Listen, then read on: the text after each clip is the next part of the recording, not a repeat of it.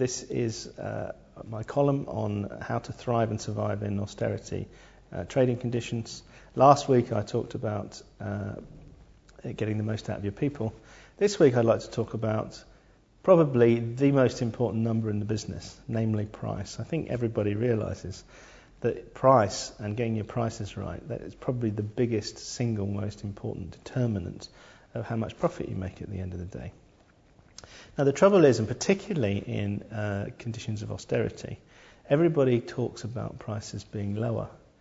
If you think about it, customers, apart from a Monty Python sketch, customers won't come in and ask for a higher price.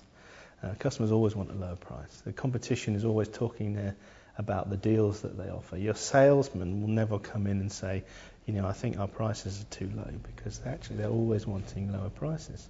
So the thing to therefore watch for is that the prices are continually being talked about in a downward sense. All the pressure from government and politics is focused on monopolies, and prices need to be lower, and consumers are being ripped off, and all these sorts of things.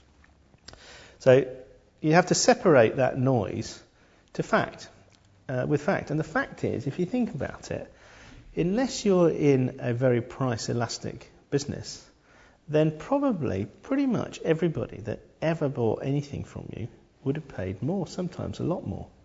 And actually the price is only the point at which exchange of trade goes on. So you should think very, very carefully about whether or not you're being professional about your pricing. And a lot of us, me included for a number of years, are very amateurish about it. We look around, see what the competition are doing. It's January 1st, extra 1%, 2% inflation, all that sort of stuff.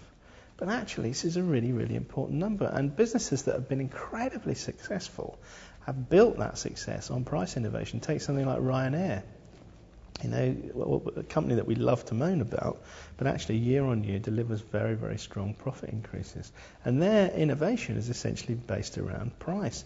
It's about turning the price on its head. In the old days, what happened is that the last flights were the cheap ones. These days, the last flights are the most expensive ones. That's really the price innovation. Dell computers, loads of businesses have built their competitive advantage on a really acute understanding of pricing, and yet most of us just bash around amateurishly. And then the thing to watch, of course, therefore, is to how do you professionalise it? You've got to be very, very careful sometimes. If I buy a book from Amazon, it will fly across continents and go on ships, trains, vans, get delivered to me to my front door, and if it's 24 hours late, I'll bitch and moan about it, because my expectation is that they'll deliver on time, and I'll be demanding my £3.95 back. And yet I'll then go for lunch, sit down at the table, order my pizza from 10 paces away, have it thrown down in front of me, and leave a 10% tip. So things are very, very difficult pricing-wise. The other thing you have to understand is sometimes people ascribe value to pricing. So it can often be the case that if you put your price up, not only does your margin go up, but more people will buy it because it's a higher price. They will believe that it's worth more value. So getting it right, and I'm not for one instant suggesting that you should try and rip any customers off, because that is the death knell. If you try and rip customers off, ultimately you will fail, because customers are the wellspring of all value.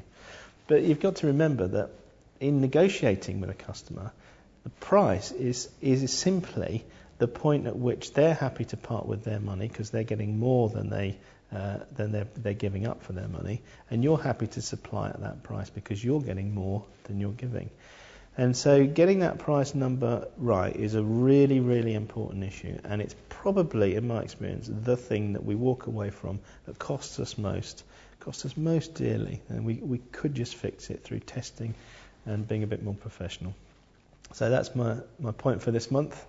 Have a real good look at your pricing and try to resist the continual pressure to put prices down. Any one guy can be the cheapest.